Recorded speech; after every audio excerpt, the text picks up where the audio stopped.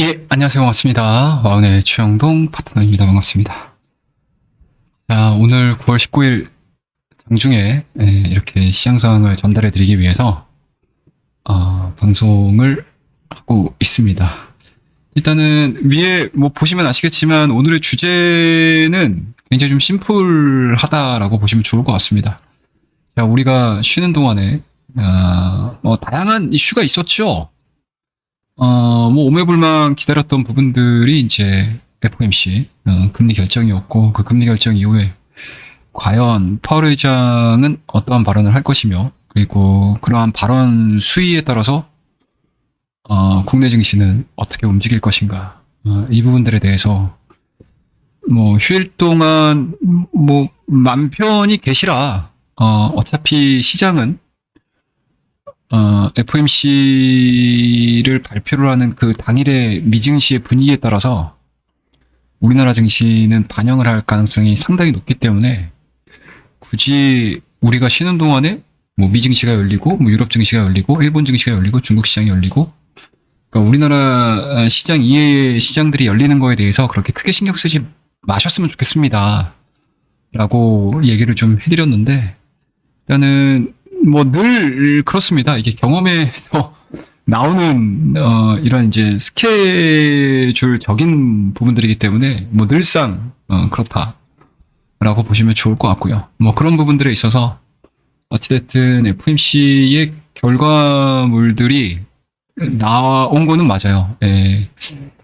뭐 결론부터 말씀 좀 드리게 되면 50bp 인하가 좀 나왔습니다. 그럼에도 불구하고 미증시가 발표를 함과 동시에 그동안에 올라갔던 부분들을 하락 반전하면서 좀 마무리가 됐고요. 그리고 그러한 부분들이 우리나라 증시에 현 시간까지도 영향을 미치고 있다라고 보시면 좋을 것 같습니다.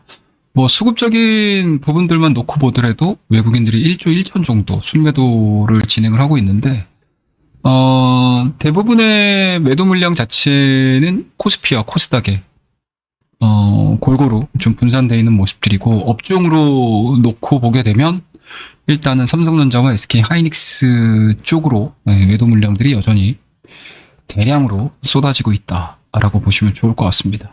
근데 기존의 외국인들에 대한 매도세를 개인들이 대부분이 좀 받아냈다라고 하게 되면, 오늘 같은 경우는 금투가 한 현 시간부로 8천억 정도 순매수를 해줌으로 인해서 일단은 기존의 저가 매수세 유입은 기존의 개인들이 매수를 했던 부분들과는 좀 다른 양상을 좀 보여주고 있다라고 볼 수 있을 것 같습니다. 상대적으로 이제 코스닥 같은 경우는 이제 제약바이오 종목군들을 중심으로 해서 한 1,100억 정도 순매수가 좀 들어오고 있는 상황들이기 때문에, 확실히 국내 증시를 대표하는 삼성전자와 SK 하이닉스의 하락 부분들로 인해서 일단은 종목 장세가 좀 진행이 되고 있다라고 우리가 해석을 해볼 수가 있을 것 같고요. 그리고 그 안에 가장 중심적인 스토리들 자체는 제약바이오주가 차지하고 있다라고 보시면 좋을 것 같습니다. 뭐 대표적으로는 뭐 제목에도 써져 있는 내용들이긴 한데, 뭐 삼성바이오로직스를 빼놓고는 얘기를 할 수 없을 것 같습니다. 자, 오늘자를 기준으로 해서 새로운 영역을 써가고 있는 상황들이기 때문에 황제주로서의 면모를 좀 보여주고 있다라는 걸 우리가 눈으로 확인해 볼 수가 있을 것 같고요. 그다음에 셀트리온 뭐 이런 종목군들도 빠르게 좀 움직여주는 모습들, 그다음에 이제 알테오젠 이런 종목군들 역시도 모멘텀이 있는 상황에서 이제 금리 인하에 대한 기대감들, 그리고 키트루다에 대한 스토리들이 모멘텀들이 좀 살아있다 보니까 주가에 대한 강세 흐름들이 좀 진행이 되고 있습니다. 당분간 만약에 반도체가 지금과 같이 뭔가 돌파구를 찾지 못하는 흐름들이 좀 나와준다라고 하게 되면, 아마 국내 증시에서 움직여줄 수 있는 섹터군들은 금리 인하를 기반으로 해서 수혜를 입을 수 있는 섹터군들, 거기다가 플러스 알파, 그러니까 모멘텀, 그리고 뭔가 올라갈 수 있는 명분들을 제공을 해준다라고 했었을 때, 수급은 아마 이런 종목군들의 쏠림이 조금 더 강화가 될 가능성이 높지 않겠느냐라는 관점으로 좀 볼 수가 있을 것 같고요. 자, 그러면 이제 하나하나씩 시험 점검을 해보도록 하겠습니다. 일단은 요거는 우리가 흔히 얘기를 하는 이제 장단기 금리 차라고 보시면 좋을 것 같습니다.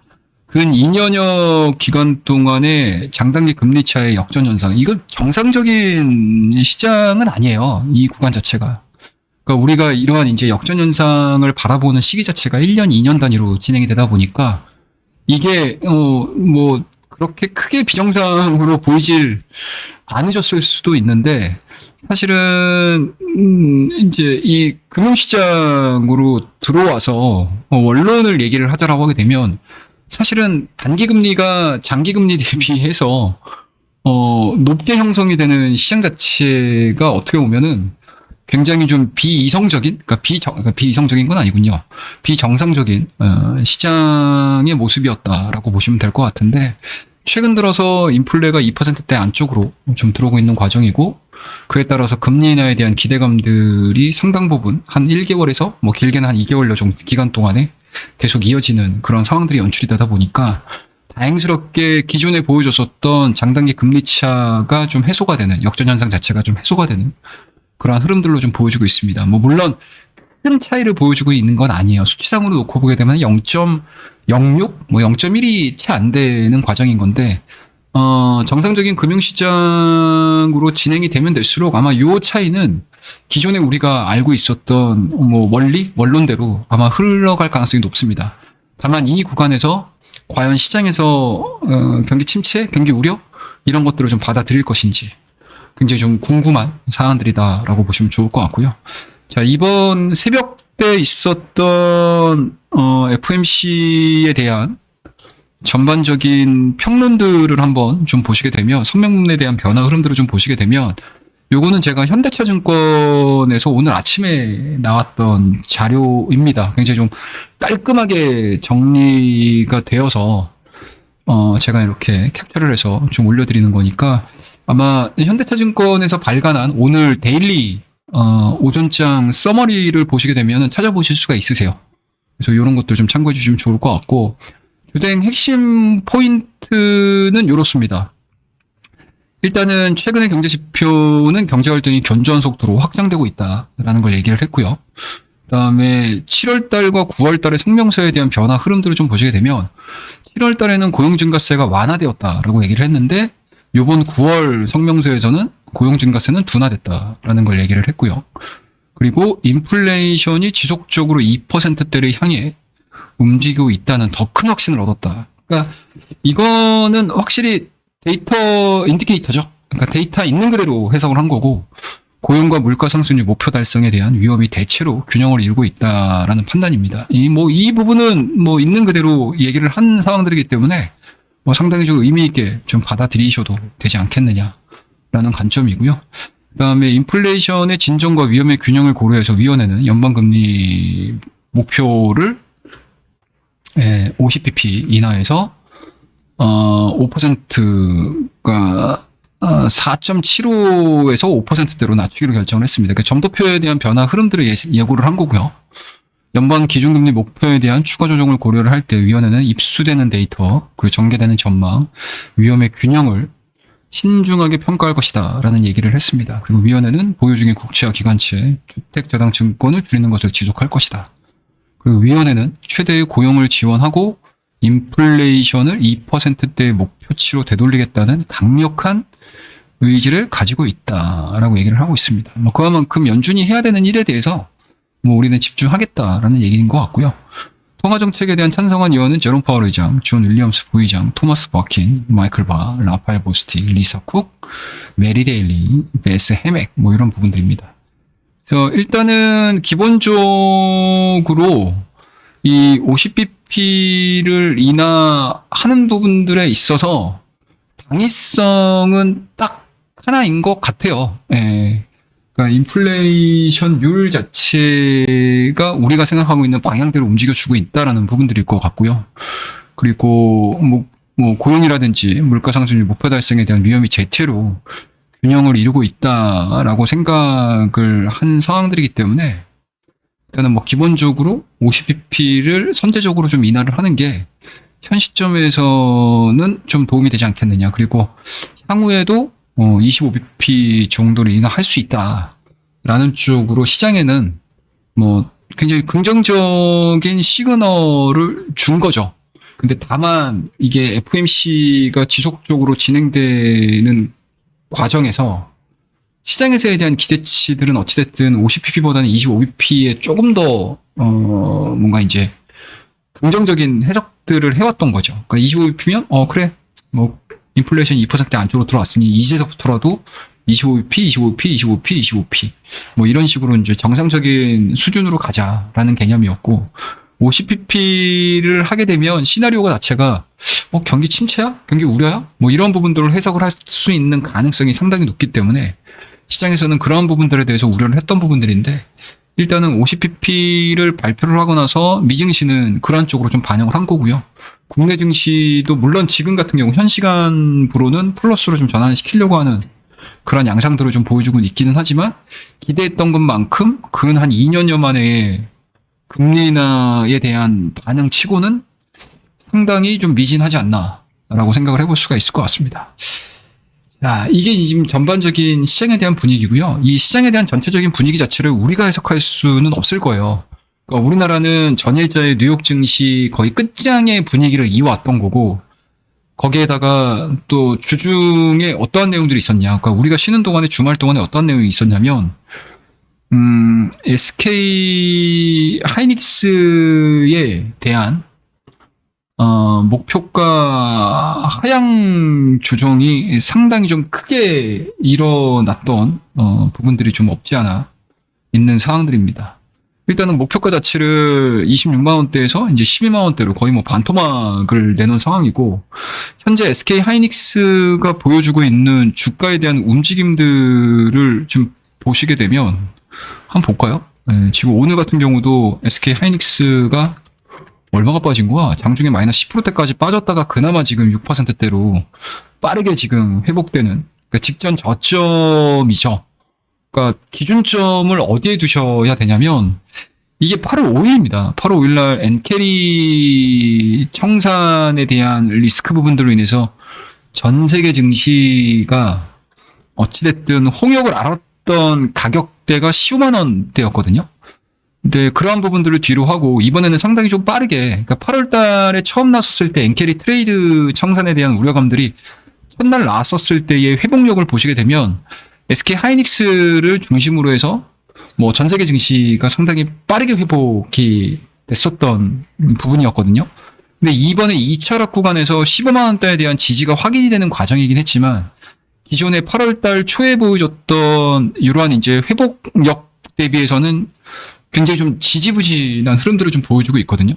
그러니까 이 부분이 여러 가지로 생각을 해볼 수가 있을 것 같아요. 일단은 첫 번째로는 반도체에 대한 피크아웃 논란? 그러니까 이 피크아웃 논란의 요인들은 상당히 많습니다. 네, 첫 번째로는 3분기 비수기죠. 비수기. 그 다음에 2분기의 실적이 너무 좋았다. 그러니까 어닝 서프라이즈가 나왔죠. 그러면 3분기 실적이 그러니까 주가가 탄력적으로 움직여야 된다고 하게 되면 적어도 2분기 실적 대비해서 좋은 실적을 내주든가 아니면 2분기의 분위기 대비해서 실적은 좀 다소 좀 낮게 형성이 되고 측정이 된다 하더라도 분위기만큼은 2분기 못지않은 분위기를 업황을 만들어 준다던가 그리고 거기에 또 뭐가 있을까요? 악재 요인이. 그리고 최근에 불거지고 있는 부분들은 이제 중국 CXMT를 기반으로 한 이제 레거시 반도체에 대한 가격 하락이죠. 물론 이제 DDR5 쪽으로의 가격 하락은 나오지는 않는 모습들이긴 하지만 DDR4를 중심으로 해서 레거시 반도체 낸드 가격도 지금 최근에 좀 하락세가 좀 진행이 되고 있거든요. 그러한 부분들이 좀 반영이 되다 보니 더 이상 주가를 끌어올릴 수 있을 만한 포인트가 안 나오는 거죠. 거기에다가 플러스 알파를 놓고 볼 수 있는 것들은 아무래도 이제 AI 산업에 대한 수익성이죠.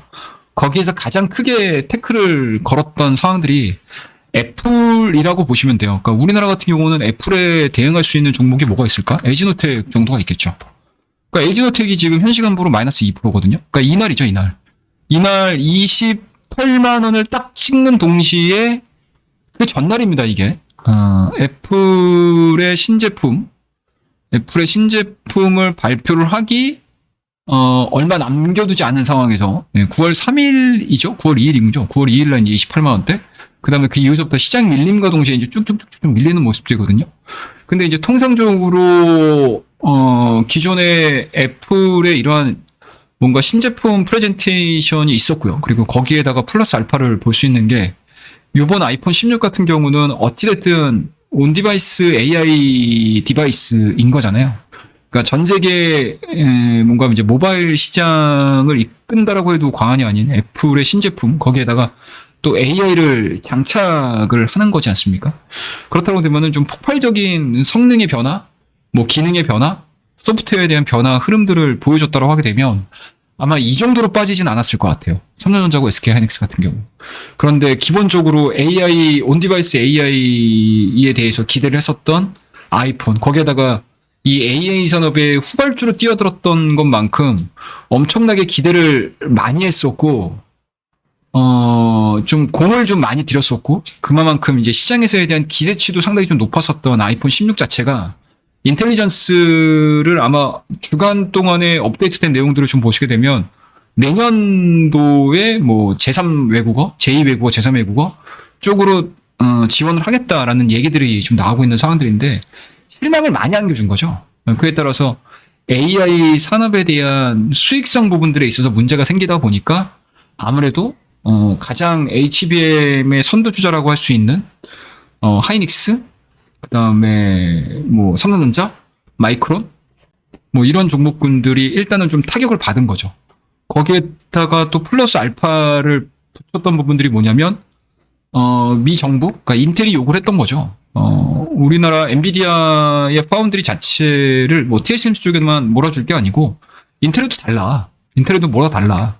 뭐 이런 이제 보조금 지급 그렇다고 되면은 정부의 뭔가 파워를 등에 업은 뭐 인텔에 대해서 좀 경쟁 기업들 같은 경우는 약간은 좀 뭔가 이제 영향을 좀 받을 수 있는 가능성 거기에다가 밑에서 또 치고 올라오는 중국 기업들 거기다가 이제 D램 가격, 낸드 가격에 대한 하락 부분들 그렇다고 되면 자연스럽게 2분기 실적에 대한 실적 대비해서 3분기, 4분기에 대한 실적 부분들을 기대하기가 상당히 좀 부담스러운 거죠.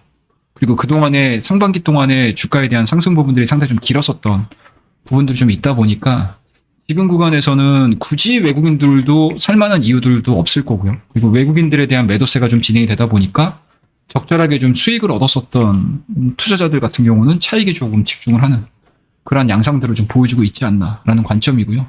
뭐 그렇다고 되면은 우리나라만의 에너지를 가지고 우리 종목군들을 끌어올리기에는 상당 부분 좀 쉽지 않을 상황이 굉장히 조금 길어질 수 있지 않을까라는 관점. 그리고 또는 이제 해외 증시에서 뭔가 이제 분위기 반전을 일으킬 수 있을 만한 뭔가가 좀 튀어나와야 되는 그러한 상황들로 전개가 될 가능성이 높습니다. 그래서 일단은 오늘자의 흐름들, 그러니까 비컷 이후에 FOMC 이후에 시장에 대한 전반적인 분위기 자체는 업종 측면에서도 상당히 조금 많은 영향을 좀 주고 있다라고 보시면 좋을 것 같고요. 뭐 이거는 모건 스탠리 쪽에서에 대한 뭐 리포트였고 이 모건 스탠리의 리포트 이후에 이제 UBS 같은 경우도 삼성전자와 하이닉스의 목표가를 소폭 좀 하향 조정을 했습니다. 삼성전자 같은 경우는 11만 6천원에서 10만 4천원으로 하향 조정을 시켰고요. SK 하이닉스 같은 경우는 뭐 모건보다는 뭐 이건 내린 것도 아니죠. 모건에 비하면. 목표가를 25만 원에서 24만 5천 원으로.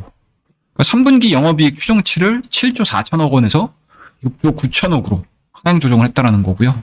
그리고 2025년도 영업 추정치를 44조 원으로 각각 하향 조정을 하는 그런 내용들이 좀 있기 때문에 사실은 모건 스탠리는 좀 파격적인 목표가 하향이었다라고 하게 되면 UBS는 그냥 뭐 적절하게 그냥 시간 배열, 시간 조정을 좀 한 듯한 그런 양상이라고 보시면 좋을 것 같습니다. 그 다음에 오늘 또 가장 좀 의미 있게 좀 상승을 하고 있는 섹터군들을 우리가 한번 좀 되짚어 보자라고 하게 되면 아무래도 이제 전력기기 쪽을 안 볼 수는 없을 것 같아요. 네. 지금 HD 현대 일렉트릭 같은 경우 지금 10%대에 대한 강세 흐름들 그러니까 지금 8월 달에 고점 부분을 좀 회복을 하려고 하는 듯한 강한 상승세가 좀 진행이 되고 있고, 외국인과 기관 쪽에서에 대한 매수세도 상당히 좀 잘 들어오고 있는 상황들이거든요. 근데 이것도 좀 아이러니한 게 뭐냐면, 이것도 마찬가지예요. 예, JP모건에서 이제 코리아 파워 이퀴먼트, 그러니까 전력기기 관련한 리포트를 상당히 긍정적인 시각으로 써서 발표를 했습니다. 그 안에 있는 내용들을 제가 짤막하게 좀 설명을 좀 드리자면, 상당히 좀 의미 있는, 그러니까 앞으로 꾸준하게 상승을 할 수 있다 라고 보는 듯한 시각이 굉장히 많이 포함이 돼 있다라고 볼 수가 있을 것 같아요. 그래서 그 부분들을 제가 하나하나씩 좀 설명을 좀 해드리게 되면, 일단은 기본적으로 전력기기에 대한 수요 자체가 해리스가 돼도 좋고요. 그리고 트럼프가 돼도 좋고, 그렇게 큰 의미가 없다라고 보는 것 같아요. 그러니까 쉽게 말씀드려서 여전히 교체 수요에 대한 부분들은 분명히 살아있다라고 보는 거죠. 분명히 살아있다. 거기에다가 또 하나 볼 수 있는 부분들은, 기본적으로 우리나라 현대 일렉트릭도 마찬가지고, 효성중공업도 마찬가지고, LS 일렉트릭도 마찬가지고, 해석을 상당히 좀 좋게 하는 것 같아요. 그러니까 미국의 LPT 시장에서 가장 큰 점유율을 차지하고 있는 기업 자체를 현대 일렉트릭으로 지금 얘기를 하고 있는 상황들이고요. 그리고 미국에서에 대한 매출 비중 자체를 27%에서 26년도에는 한 35%까지 증가할 것으로 예상을 하고 있는 모습들. 거기에다가 23년에서 26년 동안 미국 같은 경우는 40% 이상의 이익 성장률을 보여줄 가능성이 높다라는 거고, ROE 같은 경우도 2026년도에는 30%를 달성을 할 것이다 라는 쪽으로 좀 전망을 하다 보니까, SK하이닉스 같은 경우 지금 리포트로 인해서 하락세가 좀 진행이 됐다라고 하게 되면, 그러한 물량들 자체가 모멘텀이 발생이 돼 있는 이런 이제 전력기기 쪽으로 좀 유입이 되는 그런 모습들을 좀 보여주고 있고요. 그 다음에 이제 LS 일렉트릭 같은 경우는 이게 상대적으로 상승폭이라든지 이런 부분들이 약간 좀 미진한 부분들이 없잖아 있어요. 근데 이게 아무래도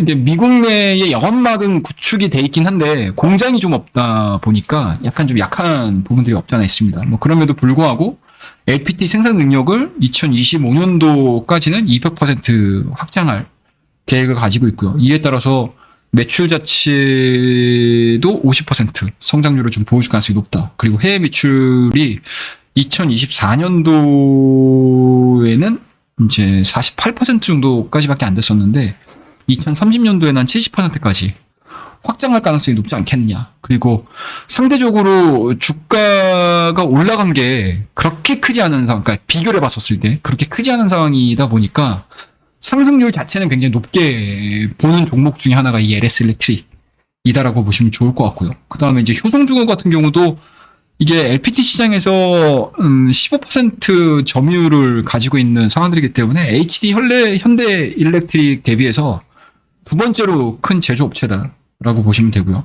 2020년도까지 미국 내 생산 능력을 한 2배 정도 확대할 계획, 그리고 이제 유럽 쪽에서도 매출 비중이 좀 증가가 될 가능성을 상당히 높게 보는 것 같아요. 그러니까 주요 시장이라고 할 수 있는 미국하고 유럽 쪽에서에 대한 성장을 플러스 알파라고 보는 거죠.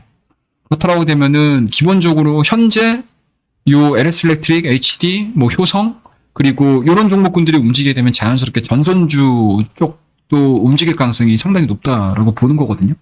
그래서 그런 부분들이 동반해서 오늘자의 시장 대비해서 견조한 흐름들을 좀 보여주고 있는 부분들은 리포트빨이 굉장히 좀 반영을 많이 하고 있다라고 보시면 좋을 것 같고요. 그렇다고 해서 단점이 없는 건 아닙니다. 이 역시도 단점은 있어요. 그러니까 2분기에 어닝 서프라이즈가 3분기의 실적 말목을 잡을 가능성, 그리고 원자재 가격이죠. 이제 구리 가격이라고 보시면 될 것 같은데, 이 구리 가격에 대한 가격이 좀 급등하는 그림들을 좀 보여주게 되면 약간은 좀 리스크 요인으로 작용할 수도 있지 않겠느냐라는 관점이고, 그리고 뭐 여러 가지 뭐 문제점들로 인해서 미국의 재생에너지 투자 속도가 좀 줄어들게 되면 또 재미없을 수가 있다. 근데 다행스럽게 현재 미국의 대선 구도를 좀 보시게 되면 우리가 휴일, 그러니까 추석 연휴 들어가기 이전에 지지율 격차하고 현재 연휴를 끝내고 나서의 해리스와 트럼프의 지지율 격차를 보시게 되면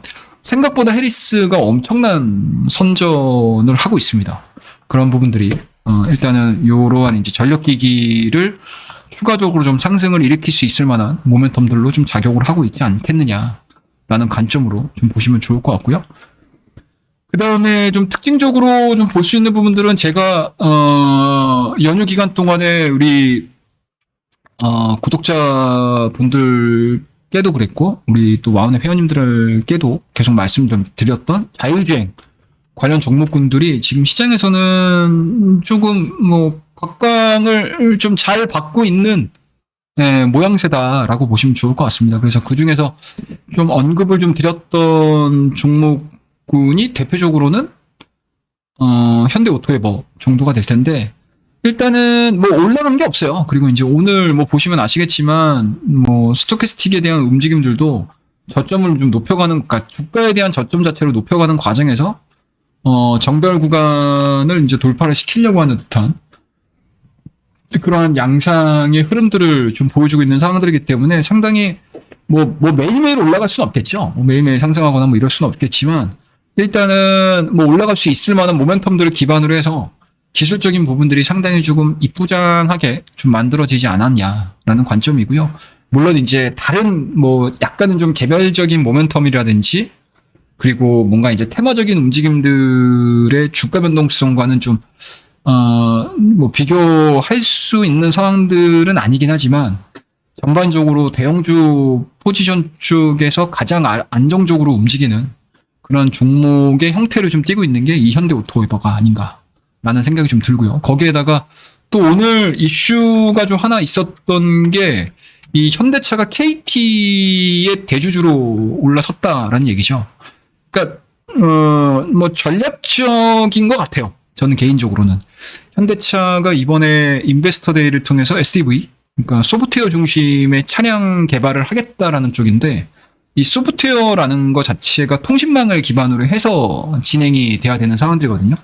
그렇다고 되면은 이제 KT의 대주주로 올라섰다라는 거는 그만큼 현대차의 다음 뭔가 제너레이션의 이 구상 자체는 소프트웨어 중심, 그리고 뭐 자율주행, 그리고 여러 가지 이제 뭔가 이제 전자화된 전장에 대한 그런 스토리들이 좀 당길 가능성이 높지 않겠느냐라는 관점이고, 그런 부분들을 뭐 저만 생각하는 게 아니고 전반적인 시장에서에 대한 평가 자체도 다 그런 쪽으로 지금 흘러가고 있는 상황인 것 같습니다. 거기에다가 뭐 단기적인 시각으로 봤었을 때 계속 강조드렸던 10월 10일까지의 이제 로보택시 이러한 부분들을 감안을 해서 보게 되면 아마 대부분의 글로벌 자동차 OEM 기업들이 새로운 경쟁 시장으로 침투를 해야 된다라고 하게 되면은 아마 자율주행 쪽이 되지 않겠느냐라는 관점입니다. 뭐 물론 이제 상업화라든지 시간적인 부분들에 있어서 빠르게 성과가 나오지는 않겠지만, 그래도 우리나라 국내 증시의 성격, 그러니까 주식시장의 성격을 보게 되면 성장 스토리를 그려주는 게 굉장히 중요하거든요. 그런 부분들에 있어서 자율주행은 상당히 지금 시장에서는 좀 각광을 받을 수 있는 그런 섹터가 될 가능성이 높다라고 보시면 좋을 것 같고요. 그에 따라서 이제 스마트 레이더 시스템이라든지 이런 것들도 제가 좀 정리를 해서 말씀 좀 드렸던 종목군들인데 움직임도 되게 좋아요, 오늘. 그 다음에 이제 검사 소프트웨어, 슈어소프트테크 같은 경우도 변동성이 좀 나와주는 그런 모습들을 좀 보여줬고, 그 다음에 이제 뭐 SOS랩 이런 종목군들, 약간 좀 작은 종목이긴 한데 이런 종목군들도 뭐 변동 흐름들은 나쁘지 않게 좀 반영이 되고 있다라고 보시면 좋을 것 같고요. 라이콘 같은 경우도 마찬가지죠. 변화 흐름들이 나쁘지는 않다라고 보시면 좋을 것 같습니다. 그래서 오늘은 이런 종목군들이 조금은 움직임들이 좀 좋은 상황들이다라고 보시면 좋을 것 같고요. 거기에다가 좀 플러스 알파로 좀 볼 수 있는 부분들은 이제 제약바이오 종목군들 말씀드려야 될 것 같은데, CDMO 앞서 언급드렸듯이 삼성바이오로직스가 이제 100만 원대 돌파돼서 105만 원대까지 올라가는 그림들. 그다음에 이제 ST팜 같은 경우도 이제 대표적인 CDMO죠. 7%대, 8%대에 대한 강한 상승 흐름들 좀 보여주고 있는 상황들이고, 약간 좀 변동성을 좀 그려야 된다라고 했었을 때 가장 화려하게 움직이는 종목군들 같은 경우는 이런 이제 바이넥스 20%에 가까운 상승 흐름들을 좀 보여주고 있고, ENCL 같은 경우는 약간 좀 신규 상장 종목이다 보니까 CDMO 사업을 많이 하고 있거든요. ENCL도. 그래서 대장주가 움직이게 되면 그 하부에 걸려있는 2군, 3군의 종목군들의 움직임들이 굉장히 좀 빠릿빠릿하게 움직이는 경향들이 좀 있습니다. 그래서 그런 부분들이 좀 반영을 해서 ENCL 같은 경우도 분봉에 대한 흐름들을 좀 보시게 되면 중간중간에 좀 급격하게 올라가는 구간들이 있어요. 근데 이제 보시면 아시겠지만 이렇게 직전 고점에서 퉁퉁 걸리는 움직임들을 좀 많이 보여주고 있습니다. 그래서 아무래도 이러한 부분들은 이제 단기간에 많이 올랐잖아요. 신규 상장이 이 첫날에 급격하게 좀 하락을 했다가 지금 한 5거래일, 6거래일 정도를 강하게 움직였던 종목이었고, 그 사이사이에 계속 매물대를 좀 쌓아 나가면서 지금 밀렸던 종목이다 보니까 아마 이러한 이제 구간들이 올 때마다 차익 매물도 차익 매물이겠지만 좀 본전 심리가 발동되는 물량들도 출회가 될 가능성이 높습니다. 그래서 이런 종목군들은 좀 변동성을 좀 잘 확인을 하면서 대처를 해야 되지 않겠나라는 생각이 좀 들고요. 그다음에 요런 이제 톡신 관련주들, 요런 종목군들도 생각보다 괜찮죠. 뭐 메디톡스, 휴젤, 그다음에 뭐 파마리서치, 이것도 마찬가지로 제가 유튜브에다가 지지난주에 한번 올려드렸던 종목인데, 뭐 그 이후의 움직임들을 좀 보시게 되면 요런 이제 정별 구간들을 그대로 좀 보여주는, 답습하는 그런 모습들을 좀 보여주고 있어서 뭐 안정적인 흐름들을 좀 보여주고 있다라고 보시면 좋을 것 같고, 또 오늘 의미 있게 올라가는 종목군들 쪽을 보게 되면 AI 의료기기 쪽 애들도 생각보다는 좀 괜찮은 흐름들을 좀 보여주고 있습니다. 뭐 대표적으로 루닛이라는 종목이 한 1%대, 그 다음에 JLK가 한 3.78%, 그 다음에 이제 퀀타 매트릭스가 오늘 이제 시간에 상한가로 좀 들어갔는데, 뭐 이거는 너무 좀 테마 움직임들이 좀 강해서 뭐 이런 종목군들 사십시오라고 할 수는 없겠지만, 그래도 어찌됐든 AI 의료기구 역시도 뭐 모로노이를 중심으로 해서 또다시 한번 또 올라가는 그러한 그림들을 좀 그려주고 있고요. 그 다음에 이제 미용기기 쪽으로 이제 비올, 그 다음에 이제 윈텍, 이런 종목군들도 이제 바닥권에서 차분하게 좀 올라오는 모습들이죠.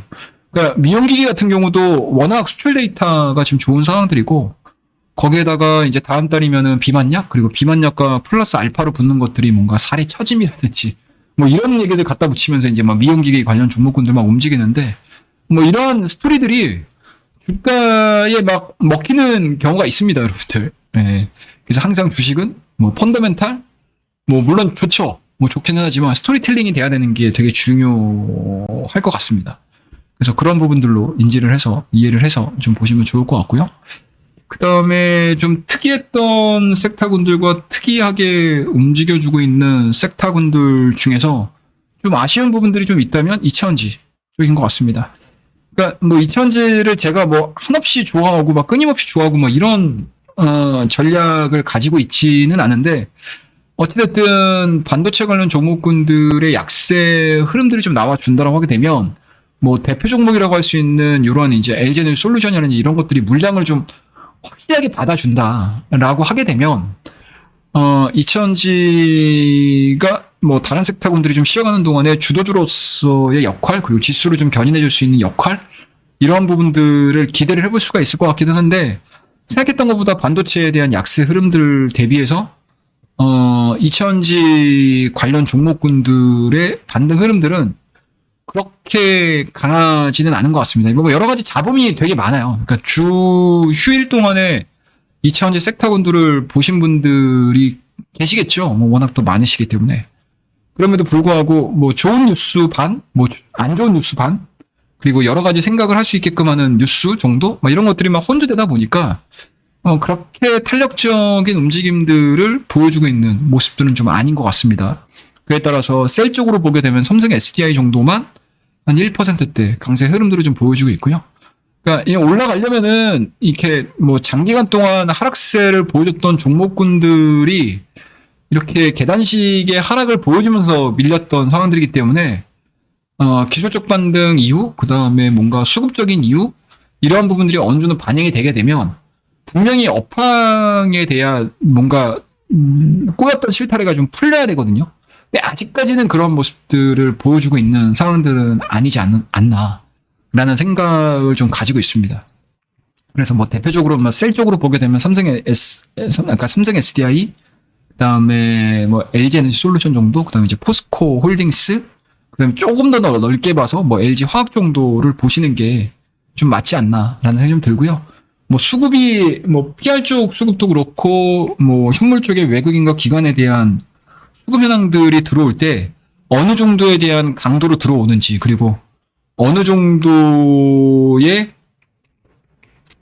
뭐라고 해야 될까? 어느 정도의 뭔가 스토리를 기반으로 해서 올라오는지를 판단을 엄청 좀 잘 하셔야 돼요. 그리고 만약에 그러한 물량들 자체가 굉장히 좀 강한 흐름으로 들어온다라고 했었을 때 좀 용감하게 좀 들어가실 필요성은 좀 있겠죠. 근데 오늘 같은 경우는 그런 움직임들은 아직은 좀 포착이 되고 있지 않다라는 생각이 좀 들고요. 그 다음에 뭐 대표적으로 보시게 되면 이제 양극재 쪽으로는 에코프로와 에코프로 BM 정도를 좀 보셔야 되는데, 뭐 아직까지 뭐 하방 경직성은 좀 보여주고 있죠. 물론 이제 외바닥이긴 하지만 하방 경직성 보여주고 있는데, 뭐 이 역시도 3분기 실적에 대한 인정. 그러니까 2분기 실적 안 좋았고 3분기 실적도 안 좋긴 하지만 앞으로는 좀 나아질 거야 라는 스토리를 좀 써준다라고 하게 되면 바닥을 잡겠죠. 그래서 그런 타이밍들을 좀 노려보셔야 되지 않겠느냐라는 관점이고요. 다만 업황적인 부분들에 있어서는 아직까지는 뭐 저는 개인적으로는 뭐 풀렸다라고는 생각을 하고 있지는 않습니다. 그래서 그냥 트레이딩 관점으로 타이밍들이 좀 나오게 되면 매매를 할 수 있는 그런 종목군들로 좀 분류를 해서 좀 보고 있는 상황들이긴 한데, 뭐 그거는 나중에 제가 또 상황이 전개가 되거나 했었을 때 설명을 좀 드리도록 하겠습니다. 그 다음에 뭐 태양광, 뭐 신재생 쪽 안 볼래야 또 안 볼 수가 없죠. 네, 현대는 솔루션 같은 경우도 상당히 좀 의미 있게 좀 올라오는 모습들이고, 물론 이제 변동성은 좀 있는 것 같아요. 그 다음에 작은 종목으로 오히려 변동성이 좀 크죠. 그 다음에 이제 대명에너지, 그 다음에 뭐 SDN, 뭐 이런 종목군들, 그 다음에 오히려 오늘 같은 경우는 풍력주의 반응들이 조금 더 강한 것 같습니다. 뭐 물론 이제 윗꼬리가 좀 길게 달리긴 했지만, 뭐 CS 베어링, CS 윈드, 그 다음에 이제 SK 오션 플랜트 이런 종목군들, 그 다음에 이제 동국 SNC 뭐 이런 종목군들이 일단은 많은 변동성들을 수반을 하고는 있기는 하지만, 그래도 모멘텀은 그래도 꾸준하게 좀 유지가 되는 섹터 중에 하나가 아닌가라고 생각을 좀 해볼 수가 있을 것 같습니다. 뭐 그런 부분들에 있어서 제약바이오 종목군들을 제외한